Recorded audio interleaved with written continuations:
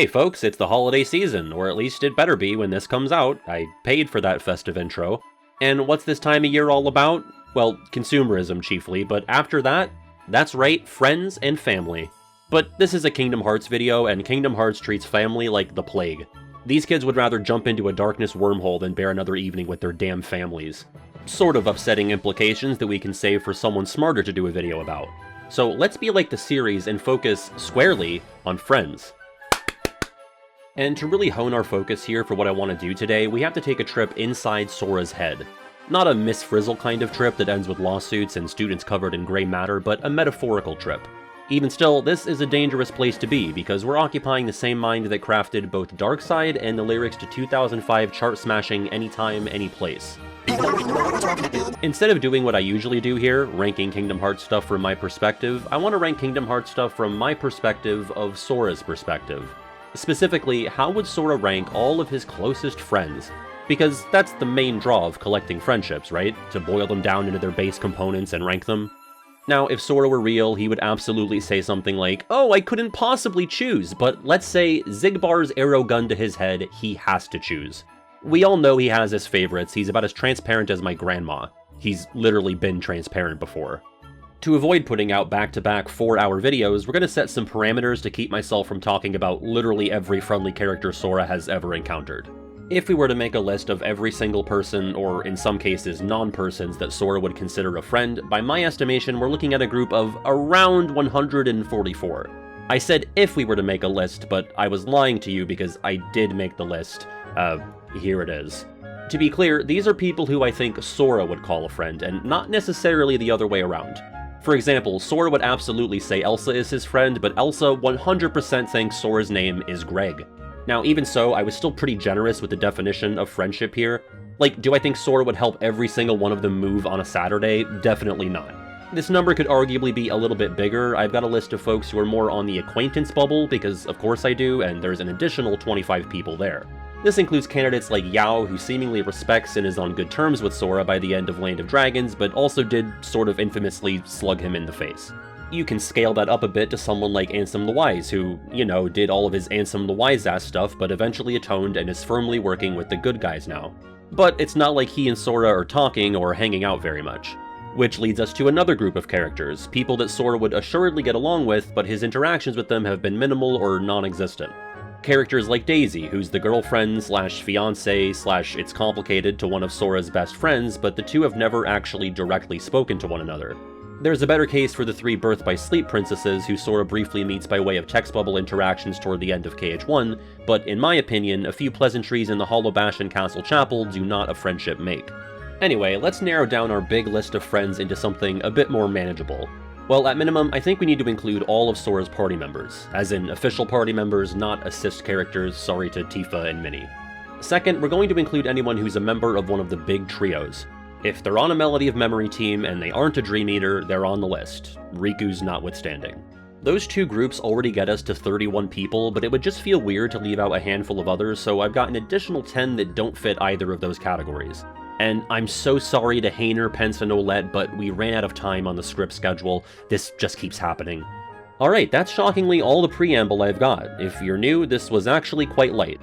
Of the 41 characters I've assembled for this exercise, who do I think Sora would rank dead last?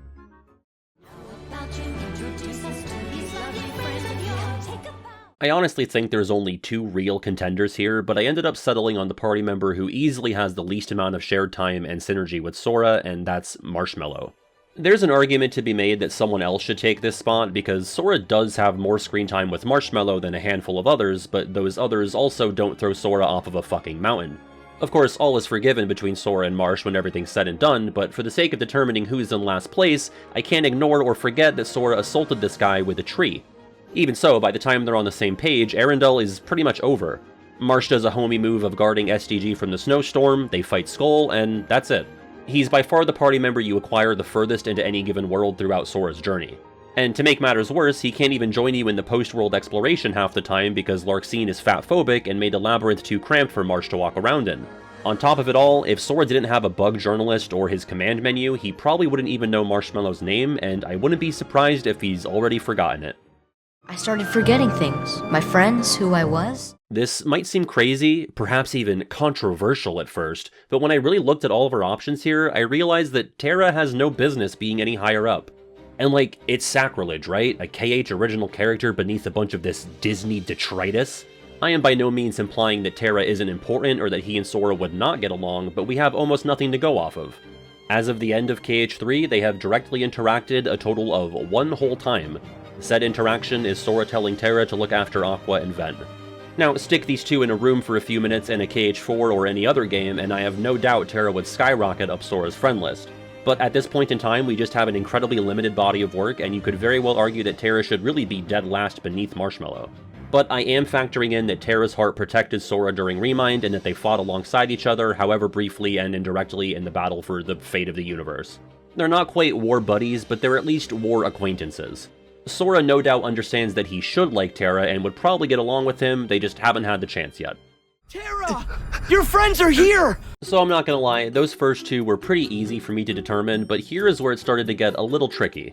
I'm basically looking at a group of characters who don't have as much screen time with Sora and thus less chemistry to gauge versus a group of characters who do have that screen time but don't exactly make the most of it when it comes to being in Sora's good graces.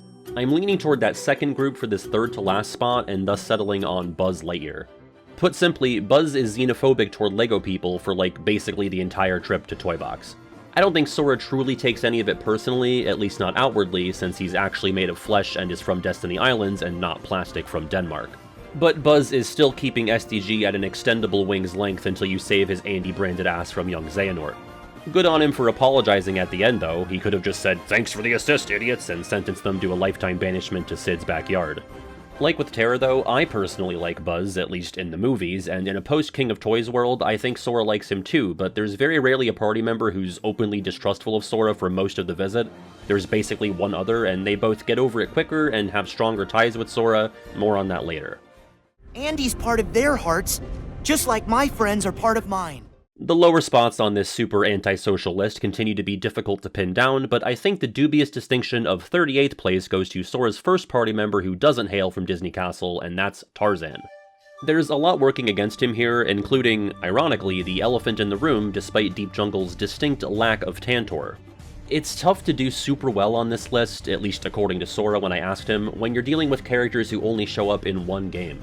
There just isn't enough bonding time when stacked up against other candidates, especially when you're stranded in KH1, a game with comparatively fewer cutscenes and voiced dialogue. Tarzan did save Sora from a bloodthirsty leopard, and none of my friends have ever done that for me, so I'd personally have Tarzan pretty high up there. But Sora's had a long journey, and I think his memories of Tarzan have just slipped through the cracks, or the hole in the treehouse floor. It doesn't help that the two can't communicate all that effectively, and the only time they actually have a one-on-one convo is at the very beginning of the world. To make matters worse, and extremely existential, it seems likely that the estate of Edgar Rice Burroughs sent a strongly worded letter to Naminé demanding that she erase all of Sora's memories of Deep Jungle while she had the opportunity. You don't see any pics of Tarzan floating around in Sora's KH3 memory vortex, and there's a reason for that. But we have yet to encounter these friends of yours. Keeping with the theme of one-game party members, I think our next slot here unfortunately belongs to Auron, who I love in both KH2 and his source game, but he's a bit of an absentee party member. It's kind of easy to forget that he's even a party member in KH2 because of how little he's actually in your party throughout the two visits to Olympus Coliseum. He helps with Hades' escape and the Cerberus fight, which is some solid one-on-one time, but then he's gone for the rest of the first visit. And in the second visit, he's only actually in your party for the Hades battle. Still, there's a decent enough rapport when Auron's actually around, but I think Sora respects Auron more than he finds him to be like one of the boys. Again, Auron's placement here is not helped by only showing up in one game and barely being there. It's a good thing Donald and Goofy are about to run into him in the underworld, and Auron's gonna be the deuteragonist of KH4. My friends are my power! Alright, again, we're in an awkward spot here because we've got so many characters who are restricted to appearing in singular Disney worlds going up against characters who have crucial roles in the overarching narrative. But in this exercise, I think Xion is lucky to have made it this far. I'm giving her some extra points for literally coming from Sora, but that doesn't just automatically mean Sora is the best of friends with her. My high school sleep paralysis demon came from me. That doesn't mean I ever sat around drinking Mike's Hard Lemonades with it, though I'm not opposed to the idea. Frankly, I don't know if Sora even fully understands who Xion is. Like, he knows she needed saving and that she's an ally, but I'm not sure if he grasps the sacrifice and suffering she endured. Like, does he know that she died on the ground outside the clock tower? Does he understand that the unfunniest people on the internet have been making Who's Xion jokes for over 10 years? Maybe he was given the cliff notes off screen, but it's not like we ever see him grapple with the nature of Xion's existence, and I doubt we ever will. We'll be lucky if we ever get more than the single one-on-one interaction they have outside of fighting each other, which is right before Sora heads off to Skalad Kylum. But as I referenced with Terra, Xion was a big part of the pivotal battles in the Keyblade Graveyard, and a bigger part than Terra was, so she's getting some War Comrade points. I hope our friends are okay. We're going to see a bit of a recurring trend for these next few, and we'll be getting that barrel rolling with Flynn Rider, aka Eugene Fitzherbert, aka the Wrong Handsome Rogue. I think Sora likes him fine, but there's never any one-on-one time, and he's usually just referring to SDG as a collective, and perhaps annoyingly to them as his sidekicks. He and Rapunzel are also kind of a less pronounced version of the Auron experience, because they dip in and out of the party a lot and aren't even around for most of the Fairy Tail Kingdom's major battles. They're MIA for both fights with the Reapers, the mobs before Grim Guardianess, and the Grim Guardianess itself. But they help out with the Chaos Carriage at least. Now, they're both guilty of draft dodging, but Rapunzel has way more plus points in her column. And, you know, even though Sora acts friendly with Flynn, he refuses to dance with him during the minigame, despite being willing to prance around with any old Coronian rando he can find. On top of that, he commands Maximus to attack him and laughs gleefully when Eugene gets tongue-punched by Pascal. I can't believe how dark and fucked up Sora is sometimes. And we're friends. Is that it? Grouping these next two together because they're joined at the hip for Sora's entire time knowing them, yet another few KH3 party members, Mike and Sully. I feel like there's definitely more friendship chemistry here than everything we've covered so far, but I keep coming back to the foundation of the friendship. Now, to an extent, SDG always have to lie or stretch the truth about their visitation to different worlds, but more often than not, the topic is quickly sidestepped or not even brought up.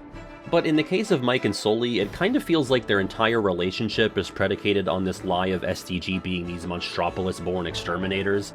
Even by the time they're leaving, Mike and Sully are like, "Good luck exterminating," and Sora shrugs like, "Oh yeah, I forgot, we fucking lied to them, haha, oh well." I'm being slightly facetious, but I have to take anything I can get here when making this list. Because, like, it's not as if anything bad actually happened when King Triton sussed out that Sora was from another world. It's not like the World Order police showed up and arrested Sora. If I were Sora, I'd be like, okay, I just fought a giant pile of shit with these guys, I think we've got a strong enough bond, I can tell them the truth now. Anyway, like I said, some solid moments here, more so as an SDG MSB group than anything else, but stuff like the Funny Face special goes a long way stacked up against the first 7 entries. And for the record, officially, I'm putting Sully above Mike because Sora and Sully talk shit about Mike's flop of a contact lens joke. And I just also can't imagine finding Mike's voice more tolerable in high doses compared to Sully's. Of course my friends are always important to me. In 32nd, we have, surprise, another KH3 party member in Baymax. As a side note, it's not that I think the party members in this game aren't done well, but the cast of characters per world is usually bigger, and in some cases you've got 2 party members, so sometimes you don't get as much time with individual characters like you might in KH1 or 2. And given that most of the KH3 party members are brand new, they haven't had the time to make a reappearance yet to strengthen their bond with Sora. Well, they've had 7 years now, they just need a game to be in, that's the problem. Baymax has a limited array of opinions regarding Sora, being a robot who's chiefly concerned with healthcare, but they do share both a boss fight together and a balalalala fist bump. Baymax also does get to spend basically the entire visit to San Francisco with Sora, and is one of the few party members in the series you acquire immediately, as in he works alongside you during the world's first playable segment. That happens surprisingly infrequently, by my count only 5 other times across the series. But as far as KH3 party members go, Sora does get to hang out with Baymax more than most of his competition, but Baymax also isn't the most talkative guy, so the two don't get to know each other all that well. Support from friends and loved ones. And I think it only makes sense to round out, or in this case round up, this group of first-time KH3 party members with Woody.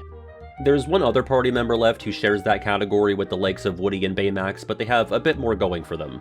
If you were to really bother Sora about his opinions on the Toy Box crew, he would absolutely eventually disclose that he vastly prefers Woody over Buzz, because why wouldn't he? Woody is nothing but a certified pal for Sora's entire visit to American suburbia, and he even does his best to convince Buzz that SCG aren't here to take their jobs or impose squarea law on Andy's room. And, as you know, one of the most cherished pastimes in the world of Kingdom Hearts is delivering a fuck-ass corny speech to a villain, and it's not often that a Disney party member joins in that effort, but Woody does just that alongside Sora, before verbally spanking young Xehanort and taking his lunch money. Surely Sora is hanging back thinking, okay, that was pretty harsh, but we were all thinking it, I just can't say it because it hurts my brand. I think he both likes and respects Woody a lot. You'll never lose heart when it comes to your friends. Moving away from KH3 for a bit, but sticking with one-time party members, next up we've got Mulan, my favorite playable character in the Kingdom Hearts Talisman board game. Compared to a handful of characters we've already covered, I think Sora actually gets to witness Mulan go through a much more personal journey, which makes for good friendship-building fodder. Mind you, it's not like they're having super deep convos or like Sora's sitting off to the side watching Mulan sing Reflection, but I feel like what they go through together throughout Land of Dragons is more personally meaningful than what Sora experienced alongside Mike and Sully or Baymax, for example. Sora's by Mulan's side for a lot of her highs and lows. Training up and getting enlisted in the army, getting blacklisted from the army, fighting together with just each other in the cave, and being crowned China's next top hero by the Emperor. Honestly, there's definitely an argument that she should be higher up on the list, but again, only having one appearance under her sash hurts her potential here. And the only way I see Sora returning to the Land of Dragons is in the 2020 remake version of the world that nobody, including Disney, wants to happen. What about my friends? So, if you recall, at the top of the video, I kinda laid out 3 different categories of characters we'd be talking about today. Party members, main trios, and an additional group of 10 who don't fit in either category. Well, the first character in that mystery group is Aerith. It might seem kind of random to include her, and spoilers, I'll be including the other core members of the Restoration Committee, but I have my reasons. Mainly, it's because when Sora climbs into the egg pod at the end of Chain of Memories, he sees this big crowd of characters and literally says, "my friends." So I figure if those are the people he sees before taking his big nap, they ought to be part of this exercise. And additional spoilers, the Final Fantasy Islanders will be included as well. Anyway, as for Aerith specifically, I think of the 4 displaced Radiant Gardeners that Sora meets in KH1, she's pretty easily the least developed in terms of having an actual friendship with him. Truthfully, she might be too high even at number 29 here, but she's part of Sora's welcome wagon to the world of places that aren't Destiny Islands, and a member of the party's home bases in the first 2 numbered titles. Of course, Sora doesn't get to interact with Aerith or any of the other FF characters in Remind, but I'm sure they'll all rise up in the ranks a bit once he hears about how they were hard at work trying to find him after his supposed death. Now, if we were including fake Chain of Memories Aerith in this analysis, I think she'd rise up even higher because Sora seems to care way more about that version of her than the real one he interacts with in 1 and 2. Maybe he's also not super fond of her voice work. My friends. Back to party members, but this time from KH1, we've got Peter Pan. You can definitely make a case for Peter being way lower because he's that other party member who's just kind of a dick to Sora for a decent chunk of the visit to his world, but he's got some solid redeeming factors as well. Because believe me, you need some redeeming factors to get up to number 28 after being the only person to pull a fake-out handshake on literally the nicest guy to ever guy. And I mean, for what it's worth, Sora doesn't seem to take any outward offense to Peter's prickery, but KH1 Sora just sorta lets the world happen to him. He usually takes everything in with this look on his face. Here, more than any other game in the series, he's a bit of a stand-in for the player, and there's no way the players weren't supposed to find Peter to be such a bastard. But even though Peter spends your visit dipping in and out of the party and leaves a lousy first impression, I think he recovers pretty well from these blunders. Just because 2 people don't get along perfectly from the jump, that doesn't mean the friendship as a whole is overall weaker. I didn't like PJ when I first met him, but now we host a podcast together, which for a straight guy on the internet, that's like being married. So, say what you will about Peter's early game, but remember when Sora jumps off the plank to certain doom? And what does he hear as he's granted the power of flight? None other than Peter the Christ Pan. Sora is clearly super jazzed about this whole sequence of events, and none of it would have happened if he didn't heed Peter's advice of, just trust me, bro. And Peter even loans Tinkerbell to Sora afterwards, who is essentially refreshable life insurance. I have to imagine Sora appreciates a way to stay safe during the Dragon Maleficent fight. But the thing that really pushes Peter out of the trenches of the bottom spots here is his appearance as a summon in KH2. Neverland may not have shown up in this game, but Peter still made sure to, place the feather charm in a shipwreck so he could help Sora stab Saïx a bunch of times. If that's not friendship, then the bar is too high. My friends are my power. Go! At 27, we've got another party member who debuted in KH1, Jack Skellington. Not gonna lie, I just never really got the impression that Sora fucks with Jack all that much. I think he finds him inoffensive and tolerable, but the two just don't really click super well in my opinion. It's really just the fact that they've had 2 romps through Halloween Town together that gets him this high.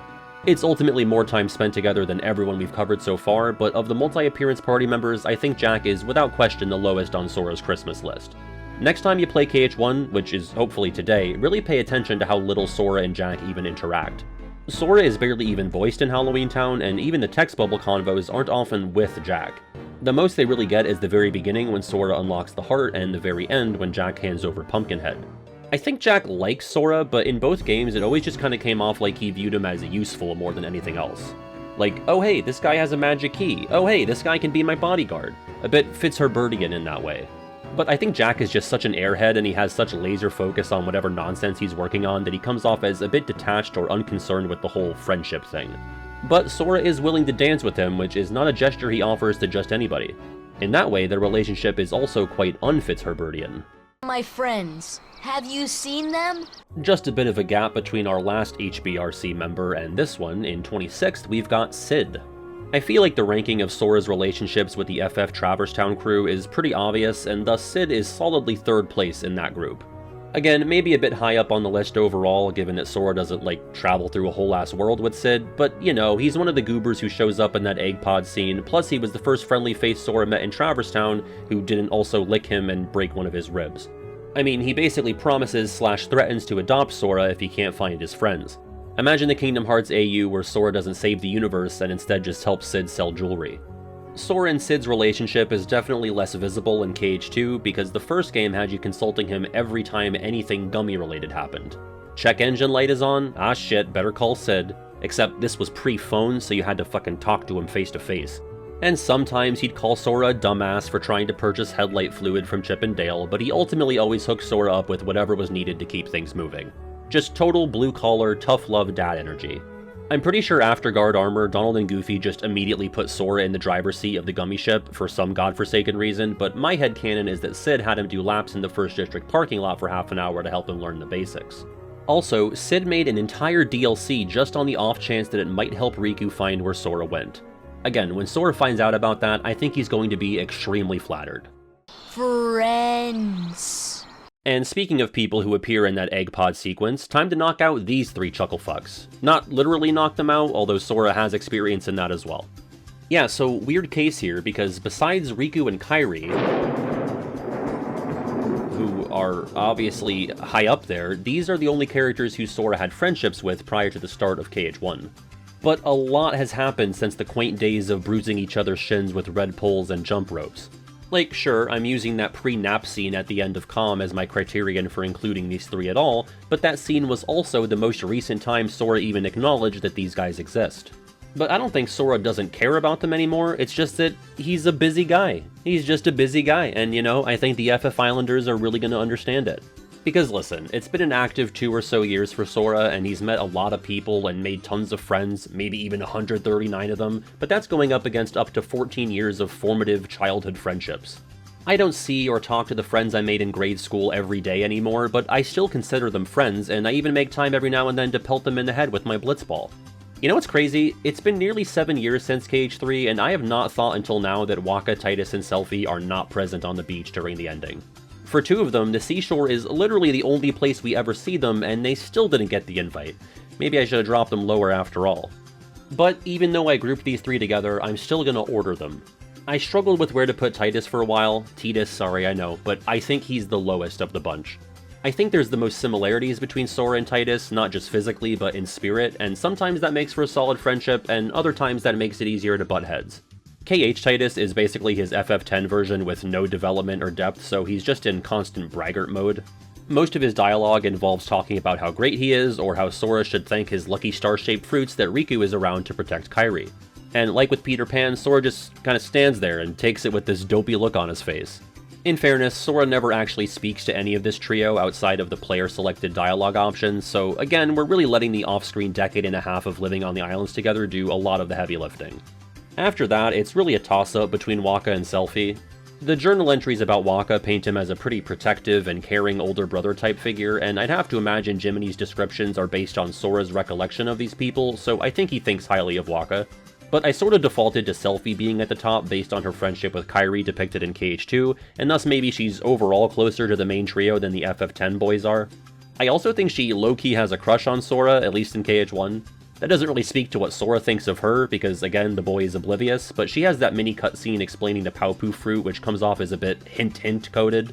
She also remarks in some text bubble dialogue that she can do a lot better than Titus or Waka, which really narrows down her field of options. but I'm certain those three are still my friends. We've got two odd ones to place in these next two spots because we're, again, dealing with original characters who are super important to the narrative and even to Sora himself, but on a friendship level are maybe a bit lacking once you really think about it. Just like with the OG characters we've already covered, I could totally understand an argument that this person should be way higher or way lower, but I sorta split the difference and decided to put Roxas right here. It's truly bizarre because Roxas is derivative of Sora. He is the closest thing Sora has to a blood relative besides his formless mother, and yet the two don't really know each other. I mean, maybe they sort of instinctually do, just on like a heart level, and that's the main propellant boosting Roxas to number 22. But their actual interactions with each other are extremely limited, which makes sense considering for a good bit there, one could not exist simultaneously alongside the other. But until I see these guys go bowling or play board games with each other, I just can't really justify putting Roxas any higher. They do have at least some screen time together, mainly I'm thinking of their little exchange at the end of 2 where Roxas and Naminé are projecting themselves from within their somebody counterparts. You've also got Remind, which fleshes out how Sora and Roxas hatched their plan to facilitate Roxas's return, although still very limited in the dialogue department. I guess we also need to factor in that Roxas tried to kill Sora inside his own brain back in KH2, but, you know, that's just boys will be boys stuff. I don't necessarily get the impression that Sora and Roxas will really get to interact all that much in a KH4 or any other game, but I certainly wouldn't be opposed to it. Because as of right now, their relationship is more symbolic and, like, cosmic as opposed to anything super tangible. My friends are your friends too. Which brings us to Ven, who is assuredly not like leaps and bounds ahead of Roxas, and not just because they look nearly identical. But fittingly, I think a lot of what I said about Roxas also applies to Ven here. I think these two definitely have a deep connection, just not much of an observable friendship. But considering baby Sora literally let Ven live rent-free in his heart as depicted in BBS, I'd have to imagine Sora likes Ven decently well, even if only on a subconscious level. They also get a bit more time actually existing in a physical space together by way of STG and Aqua meeting Ven after his nap in the Land of Departure and fighting alongside each other in the Keyblade Graveyard. Both Ven and Roxas definitely also get a lot of points for, again, helping Sora out in the big battle that everything has been building up to. Although, I'm sure a lot of his friends lower on the list would have shown up to help if they got the invite and or were allowed to. Did anyone else envision it going down that way as a kid, that all the Disney party members would pitch in during the big final battle in KH3? Oh, to go back to an age of unfettered imagination and lack of knowledge about Disney's preciousness regarding IP intermingling. Anyway, Ventus. His friends call him Ven, and Sora calls him that, so I think that's all the evidence we truly need. My friends call me Sora. Back to some Disney folks, kicking off the top 20, this guy who's just one jump ahead of Ven, Aladdin. I'm trying my best not to project my own opinions on these characters when making Sora's friend list, because if it were based solely on my feelings, Aladdin would be down there with Marshmallow. I think he's such a bossy little bitch, telling Sora what to do all the time, and also, he's a damn thief. Like, steal from the palace, not the people trying to make a living with their bread stalls. All of that aside though, Sora and Aladdin are definitely boys, and having two back-to-back Agrabah trips really helps. Things just pick up right where they left off when the party meets back up with Aladdin in KH2, and I don't remember Aladdin thanking Sora for saving Jasmine, but whatever, who's keeping score? I do think Sora feels a bit of a stronger bond with Aladdin than most of the Disney party members solely based on his connection to one of the 7 princesses. Like, Sora had a promise to keep to Aladdin throughout most of the game, so I like to imagine he was at least somewhat top of mind. Their limit attack in KH2 is also pretty chummy. That's really all. I do think Sora would help Aladdin move on a Saturday. To the desert! Come on, let's move! Another Disney character who made their KH debut in the first game, but not as a party member, we've got Simba. So even though Simba is only actually a party member in KH2, I figured he ought to make it this high because of his perfect attendance in the numbered games, which doesn't happen that often. He has a sort of weird trajectory of summon to party member and then back to summon, but it still creates a through line of friendship across Sora's major outings. I place a bit more stock in being a KH3 summon because those summons are specifically facilitated through Heartbinders, which by nature are a lot more intimate than just having a lucky charm or finding a random rock with the summon trapped inside. And KH2 makes it clear that summons are in fact canon even if you never use them in KH1. Mushu, and more prominently Simba, recognize and remember helping Sora a year prior, which opens up a ton of questions that this video isn't about. I doubt they have memories of like the entire plot of KH1 and only actually remember the parts where they were actively being summoned, but who knows. Simba was around the longest out of all the summons, so he was basically the 5th member of Sora's group back when it all started. And like with Mulan, Sora is around for a really personal and emotional journey for Simba, which I think just naturally makes for a stronger bond. The one knock against Simba is how he's kinda snippy at SDG at the start of the second visit to Pride Lands, but I can't really blame him too much for that. His girlfriend is pregnant and there's still no fucking food outside. Right, my friends. Alright, back to some original characters. At number 18, it's Aqua. It might seem weird to have her above two people who shared heart space with Sora, but there's simply more actual time spent between Sora and Aqua when compared to the boys. Granted, not by a ton, but it counts when we're getting this nitty-gritty. Aqua is also easily the most competent ally involved in the battles in the Keyblade Graveyard, maybe besides like Yen Sid. So she gets a bunch of war points, but like with Simba and Mulan, Sora was not just present, but a key factor in helping Aqua overcome a really personal, heavy hurdle. He literally had a direct hand in saving her from Kingdom Hearts Super Hell. Again, that might speak more to what Aqua thinks of Sora, but I just figure you're bound to feel a stronger connection with someone who you beat the evil out of and pulled into the world of light after a decade of suffering. And not that Sora remembers, but he meets Aqua as a little baby, so they've at least actually interacted more times than a handful of these other KH original characters. I definitely wouldn't argue with anyone who thinks Aqua belongs beneath a couple of already covered Disney party members, but I tend to put a bit of extra stock into being present for the Xehanort Saga's endgame. Aqua also casts a Deus Ex protection spell on Kairi, a person who Sora really cares about, so I'm sure he appreciates that a lot as well. I don't ever want to lose my friends. Speaking of Kairi, it's the guy who kidnapped her somehow up here at number 17. That's the biggest thing working against Axel, including the two occasions he physically fought Sora in Castle Oblivion, not that the latter remembers. But outside of Xion, who, sacrificed her existence so Sora would get out of bed, I don't think anyone we've talked about so far has done more for Sora than Axel. Let's not forget he also deleted himself to help Sora out. Ignore the fact that he probably did not need to use Explosion on the smattering of dusks in the Betwixt in between. I think he was just really sick of those teardrop tattoos and decided to check out a little early. So yes, while Axel did kidnap Kairi, she was better off hanging out with him than anyone else still alive in the organization at the time. And he pretty much makes it up to Sora a couple of in-game hours later. And he's been actively working on making it up to Kairi, judging by their interactions in KH3. Although, considering how things go in the graveyard, maybe they should have spent a bit more time training, less time crying and eating ice cream. But that's kind of Axel's culture, so I don't mean to offend. But let's also not forget Dream Drop Distance, which is not a phrase I utter often, but Axel in Lee form bails Sora out of getting Norded in the Round Room. Sora's asleep for all of that, but I would think he got a recap on what happened sometime between flunking the mark and going to hang out with his Neopets. And honestly, it's for the better that he was asleep for this, because otherwise he would have heard Axel's dialogue. It's like, yeesh, thanks for saving me, but I could have done without the perfect little script line. And of course, Axel has the benefit of being a part of the Keyblade Graveyard confrontation, where he protects Sora and Kairi from Saïx, and then absorbs a bunch of awesome lasers courtesy of Xemnas. For a guy who committed some heinous murders, he can be a pretty swell friend. My friends, they are my power! In 16th place, we've got another member of that bonus group of 10 alongside the Final Fantasy people in Naminé. This one is a bit tricky because the bulk of Sora's interactions with Naminé obviously occur in Castle Oblivion, which he doesn't remember. But if I'm going by the game's own logic and messages, his heart does remember, and what it remembers is that Sora is a big Naminé fan. Of course, he was manipulated and tricked into being that, but if I use that as a reason to disqualify a friendship, I would have no friends. And Sora even knows this about the nature of his feelings toward Naminé and just doesn't care, because that's the type of guy he is, the type of guy who would under no circumstances rank his friends. The type of guy who's just like, I'm gonna let my brain be mushified for the sake of this person who exploited my memories because she seems nice, and also I have a dog and a duck who will explain everything to me. He was just gonna 50 first dates, this motherfucker. Even though Sora's memories and feelings about Naminé were initially falsified, it feels like he spends more time talking about and to her than a large majority of the OG characters on this list. Like, I can't really be convinced that Sora cares about Aroxis or Ven more than Naminé, because Sora talks about those guys more like objectives than people. Admittedly, he doesn't really know any of these three characters too deeply, but that can hardly be said for most people on this list. Naminé also gets some additional points for meeting up with Sora in KH3, once in the base game and once in Remind. Just their conversation with her in star form alone is enough to rocket her past the first half of this list. But also, she still isn't even that high up here, like, she's 16th. Do even some of us have 16 whole friends to rank?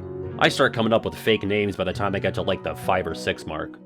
I'll have all my friends' memories. And Naminé's fine and all, but she'd be a lot cooler and higher on Sora's list if she had some ninja stars. Trade out this piece of junk for a shuriken.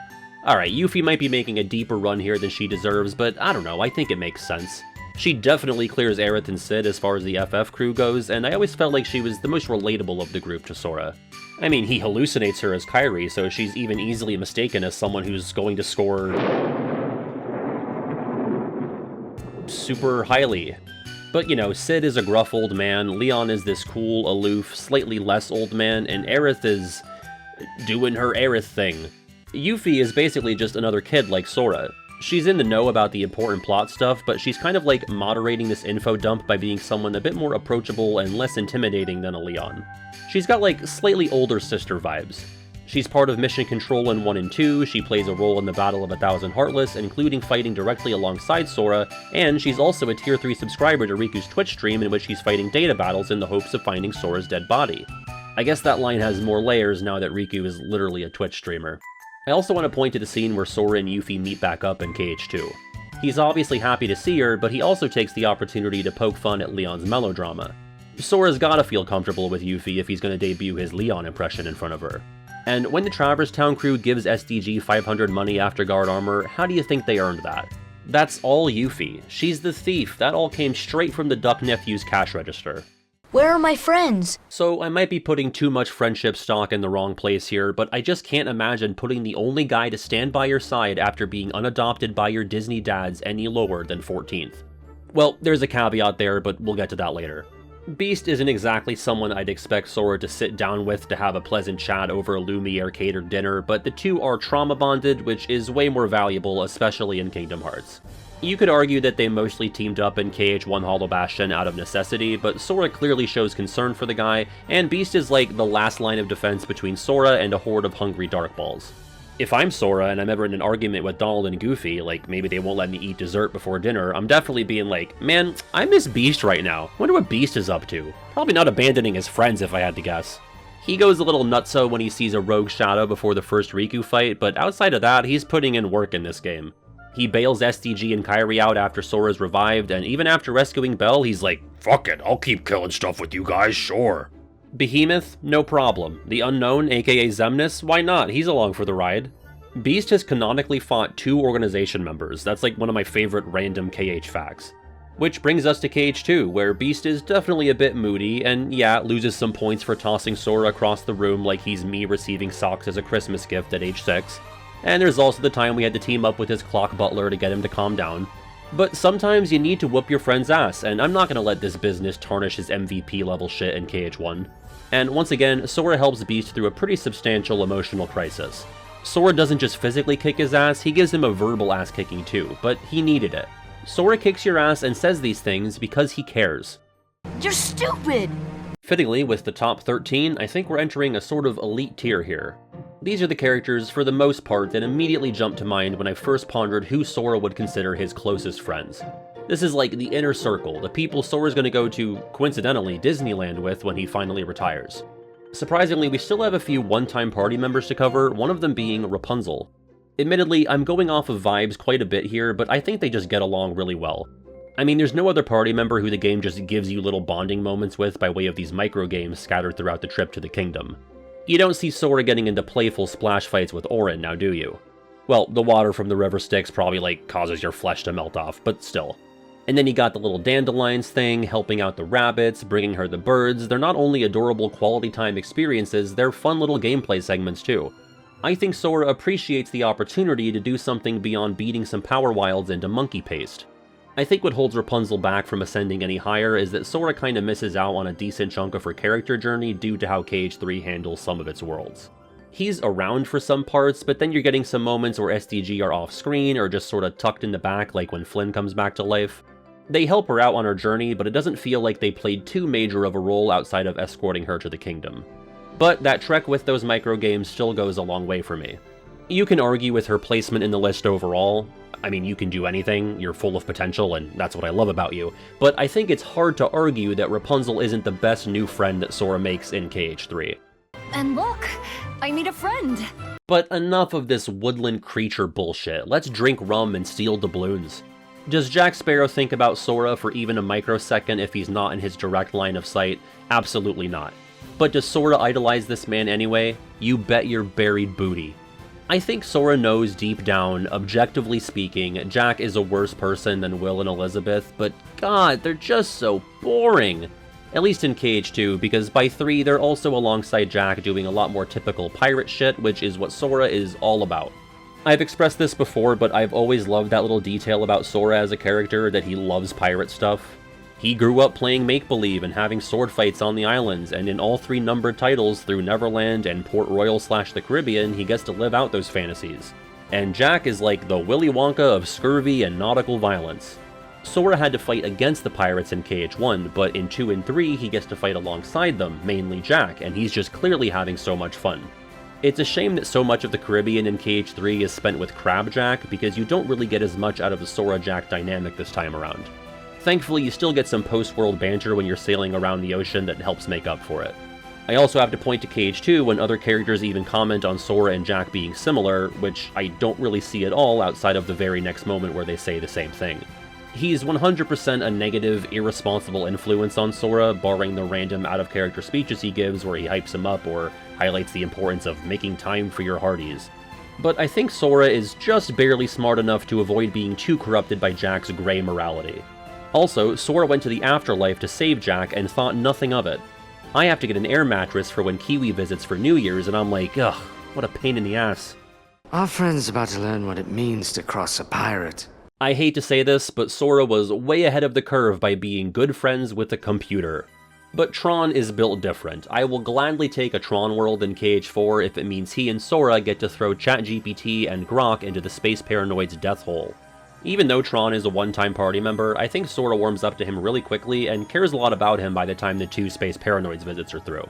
Tron always reminds me of this episode of Hey Arnold where there's this kid Lorenzo who can't comprehend how to have fun, but Arnold and all of his friends teach him how to lighten up a bit. Tron is all business at first, but loosens up a little as he spends more time with Sora. Like, I never anticipated upon first meeting him in the pit cell that this guy would be giving out hugs and be on the receiving end of a keyboard-based tickle attack. He even does a little dance in the KH2 credit sequence after Sora jokes about tweaking his programming. I always found that really charming. I also think Tron's, and by extension Space Paranoid's, close proximity to the Radiant Garden plot helps him feel like an extension of the main crew in KH2. Tron's like the man on the inside, literally on the inside of the computer, helping the quote-unquote real gang gather information and stop the MCP's attacks on the town. And the funny thing about Tron is that despite his only appearing in one game, his digital specter looms over Sora's trip to the grid in Dream Drop distance. We don't see the Tron we know, instead being forced to fight him in Rinsler form, which is super distressing for Sora. I feel like the Mark of Mastery and all this Xehanort bullshit completely exits his head the second he finds out Tron is in trouble. I'm not the biggest DDD fan in the world, but even I find this grid plot to be one of the more compelling Disney-centric moments in this game. And before we get to the top 10, I want to give my personal rankings on some friends in my life. The bronze goes to anyone watching this. I really like ya. Silver would have to be the people who aren't afraid to get a bit freaky with the like or subscribe button. I so respect that kind of boldness. But the gold medal, number 1, that's easily the patrons who help make these silly videos happen, but more importantly, help me sleep easy as they have my back while the YouTube algorithm breathes down my neck. And let me tell ya, its breath stinks. So thank you to the patrons who support me at patreon.com/regularpat. If you were curious where they do that. We're gonna be friends for real. I mean, I guess Mickey has to be somewhere up here, right?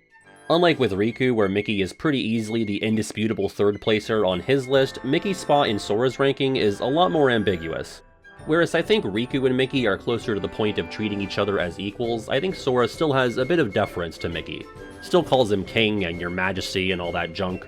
And Sora is nothing if not polite, at least when he remembers to be, but I think he and the mouse have been through enough that we don't have to be as formal anymore. I'd say the bulk of the Mickey and Sora relationship definitely comes from KH2. The friendship basically doesn't even start until that game thanks to Mickey's agents booking him for the point-and-click Capcom game while KH1 was happening. He's a big part of Riku's story in Chain of Memories, but non-existent on the Sora side of things. It really isn't until the infamous Say Fellas scene that the two even exchange words. The other 2 times they met, Mickey's just kinda talking at Sora and he never gets a chance to respond. But after that, they're pretty consistently in each other's orbits for the rest of this Battle of Hollow Bastion sequence, and especially the endgame where he's like a cutscene-only party member from your 3rd trip to Twilight Town until the battles with Xemnas. The thing is though, I think the best Sora and Mickey content in terms of them actually interacting is in the country of the Musketeers, which does any of that even matter? But outside of that and a handful of Cage 2 moments, you don't really get them talking to each other all that much. I think Sora would feel sort of obligated to have Mickey in his top 10 though, just based on his closeness to DG and Riku and his proximity to so many major moments like all the aforementioned Cage 2 stuff and obviously the events of the Keyblade Graveyard in 3. Which, the scene in Remind where Sora holds Mickey after he stops Liquid Ocelot in the microwave hallway is easily their best moment in that game. Of course, if we factor Timeless River Mickey into the equation, Mickey probably moves up a few more spots. I mean, they shook hands like 4 times. You could say we're really good friends. Indisputably, Leon is Sora's favorite Final Fantasy friend. I think he relates to Yuffie more, but he admires and respects Leon a ton, because who wouldn't? An asshole, and that's not who Sora is. And to be honest, Leon is the most important person to get in good with, because he's basically the de facto mayor of Traverse Town, and he should be the new king of Radiant Garden, but the Ansem Krats aren't ready to hear that yet. Maybe we'll do some kind of election video someday.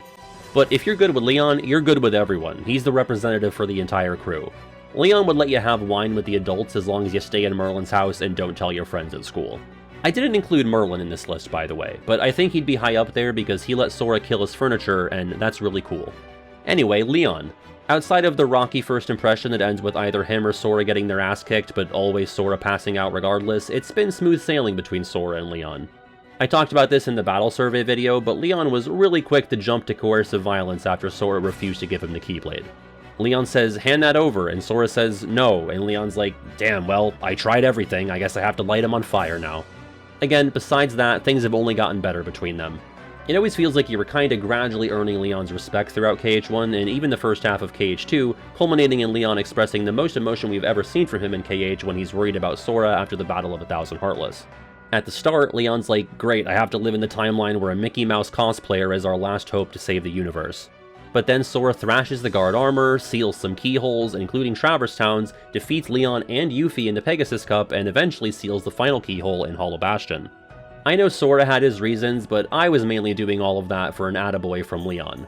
Sora, you did it. And I think it was at least a top 5 reason for him too. He's one of, if not the closest thing Sora has to an older brother. Canonically, and almost certainly on your first childhood playthrough, Leon wipes the floor with him in that first district battle, but sooner rather than later, Sora overtakes him, and I can't help but think Leon is extremely proud of him. Look at these two, just guys being dudes. Go with them. Especially if you want to find your friends. And look at these two, getting 3 fins down from every judge on Atlantic and Idol. I'm kidding, unless they're singing Swim This Way, then I'm not. I actually really like their take on Under the Sea in KH2. Ariel is another character with perfect number title attendance, with an even weirder track than Simba. She starts as a party member, ends as a summon, and in the middle, she's neither, but arguably more prominent in her KH2 role than the games on either side of it. As a duo, Sora and Ariel start off really strong, given the parallels between the two and their desire to see other worlds. Sora's a bit ahead of her in that regard, but that common curiosity bonds the two right from the jump. But KH2 is where the friendship really ramps up. I don't care what anyone says, you have to be a ride or die for someone to commit yourself to being in their goddamn community musical. That is like the biggest kindness Sora has done for anybody, and this boy has stabbed himself in the chest to save 7 people.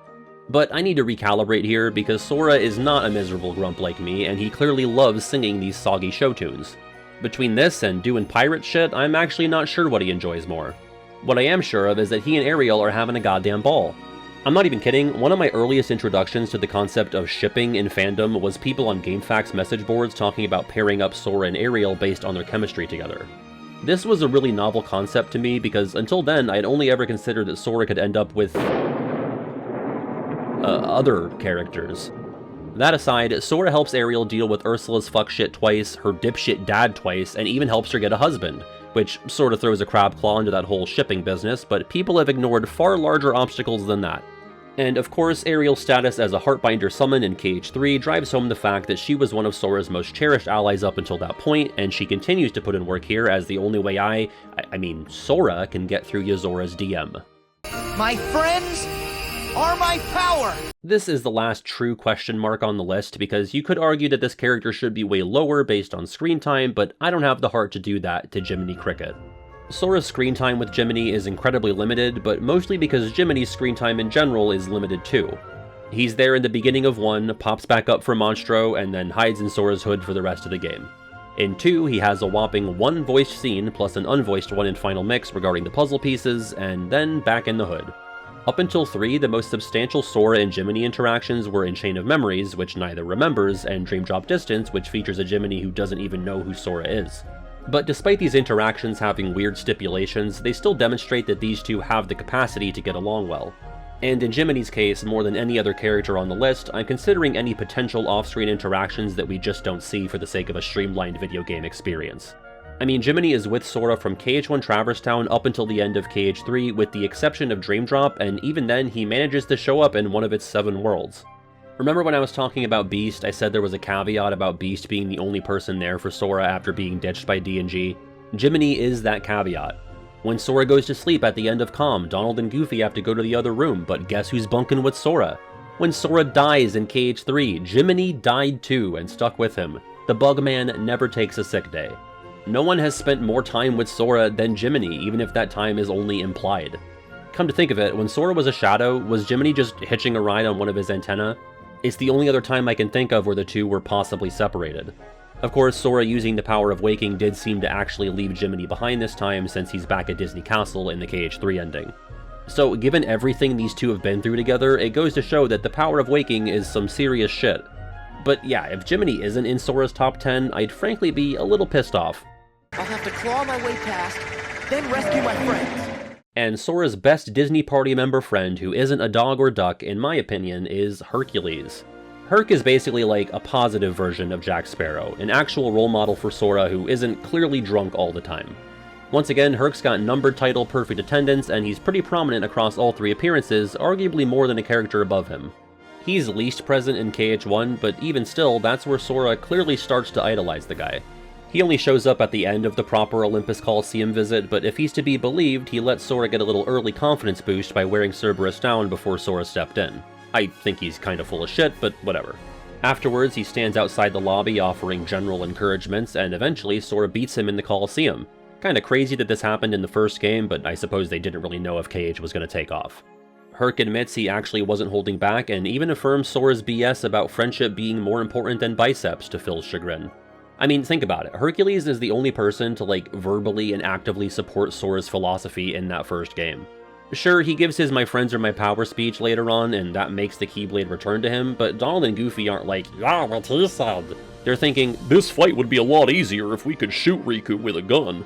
But Herc would be there like, "Say it louder for the people in the Rising Falls."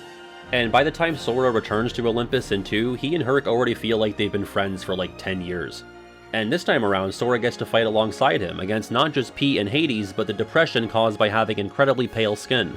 I get it, buddy, I've been there.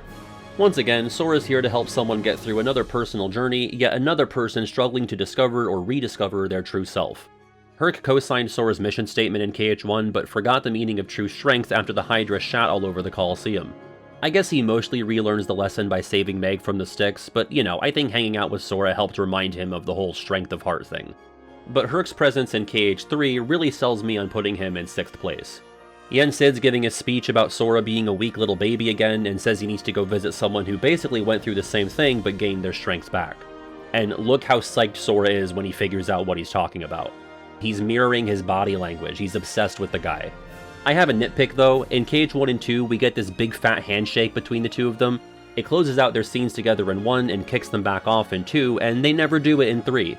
But that's just a minor half-pint type of annoyance. Everything else points to this being one of Sora's absolute strongest friendships, especially amongst characters who he didn't grow up with or constantly travel alongside. Your friends give you strength. So the top 5 was always locked in without question. 2 obvious duos take up slots 1 through 4, but number 5 is inarguably Winnie the Pooh. I've said stuff like Leon is Sora's older brother, Yuffie's his older sister, Donald and Goofy are his dads, but Pooh is the closest thing Sora has to a son. I actually don't know how Pooh physically functioned until Sora came along, especially since there is no Christopher Robin in this universe. Pre-KH1, I just picture Pooh as Patrick Star with the board nailed to his head. Did time not exist in the book until Sora first appeared? Was it all imagined? Or did Pooh deal with a lifetime of starvation and being stuck in house holes and honeypots until his savior arrived? Sora has helped people deal with some pretty considerable personal crises and inner turmoil, but I don't think he's done anyone as many tangible favors as he has for Pooh. This ranges from helping him reach the top of nature's cupboards to get a snack, to bringing his friends home, to curing him of heartless-induced amnesia. Again, Sora and Pooh's relationship is pretty much a direct mirror of Pooh and Christopher Robin's with some raised stakes, so it makes sense that their friendship scores so well here because Pooh and Chris is one of the most tender and wholesome relationships in all of fiction. And even outside of all the time Sora has helped Pooh out, he also just talks to him like he's a main character, if that makes sense. Like, he exchanges pleasantries and offers inspiring platitudes to a bunch of Disney characters, but several times Sora is like, hey, look at me, you sticky little bastard. You and me are boys. You understand me? We are ride or fucking die. I am with you in here. Sora basically tells him some variation of this in each game, but it resonates the hardest in KH3. While 3 easily contains the least Pooh time across the numbered titles, it also includes perhaps the most poignant moment between the two. Whether by way of nearly getting Norded or just growing up a little, Sora's connection with Pooh was seemingly waning, but after playing Candy Crush a few times, Sora reestablishes that he's not going anywhere, at least in the fuzzy, metaphorical way. But he acknowledges to himself that his connection with Pooh is weaker, and he doesn't understand why, and it doesn't really get resolved here, and then the scene just kinda ends. So, at this point, if Pooh isn't in a KH4 or another game, I'm probably gonna have to burn down a building. Well, that's dramatic. I'll probably just settle on knocking over Eeyore's house, I guess. I'm gonna go look for my friends. You know, this video had a lot more intrigue at the beginning because who the fuck on earth has ever thought about who Sora's 41st best friend is? But we all know the top 4. Number 4 is Donald, number 3 is Goofy, and the top 2 is... Thunder! Thunder! Thunder! Thunder! Thunder! Thunder! Some ordering of Kairi and Riku. Some ordering of Riku and Kairi. Some ordering of... Anyway, yeah, I don't think I really need to convince KH fans that D and G belong in these spots. You might have noticed that they're high up on Sora's list if you've played the games. I think the only real conversation here is what order Donald and Goofy are in, but even that feels incredibly obvious to me. And it's not like there's this canyon of likability between the two, but who wouldn't prefer Goofy as a friend over Donald? I personally find the latter more entertaining, but he's the last person I want riding shotgun while I try to fly a gummy ship. Sora would never admit to this out loud. I mean, he wouldn't rank his friends, I know, but, like, come on, he absolutely thinks Donald is a bit of a dick sometimes. And sometimes your friend is a dick, and you bicker and make up, and the friendship is still strong, but I think we'd be lying to say we wouldn't prefer a no-headache, easy-bake, easy-code, strong friendship, aka Goofy. Goofy warms up to Sora sooner, doesn't get pissy toward him in Deep Jungle, and beats Donald to the punch when defecting from Riku in Hollow Bastion. Besides that, I'd say they're pretty much neck and neck, but Goofy's got a longer neck, and he just accrued more points back in the KH1 days. From that game on, if Sora's got beef with one of them, he's got beef with both of them, like in Chain of Memories, if only briefly. I mean, I guess Donald is still more likely to make a dig at Sora, like insulting his ability to do simple addition, but everyone in this ship knows that that's true, and it's all played for a good laugh. And you know, I guess we could look at the fact that both of these cartoon characters have had fake dramatic death scenes, Goofy in 2 and Donald in 3. I mean, Donald might just be tuckered out, but I'm not sure if I see any breathing, just a face full of duck ass here. Now, maybe Donald's not dead, maybe Sora's just in complete shock, but he definitely had a stronger reaction when Goofy suffered a grave injury back in KH2. So, that's all I'm saying, and what I'm saying is mostly nonsense. Again, when these guys all retire, they are absolutely breaking the bullshit boundaries of the world order and hanging out even when there's no mission at hand. They're bonded for life. They're both gonna be Sora's groomsmen. Frankly, they're both walking him down the aisle, hand in hand. I'm looking for my friends. And...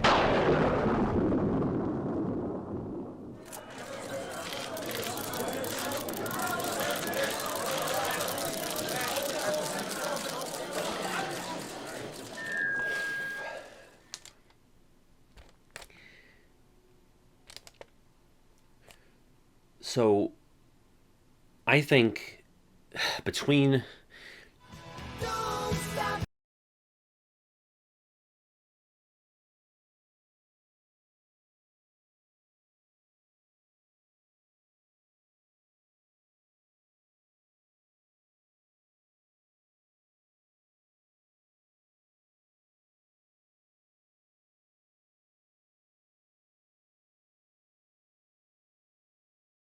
Journey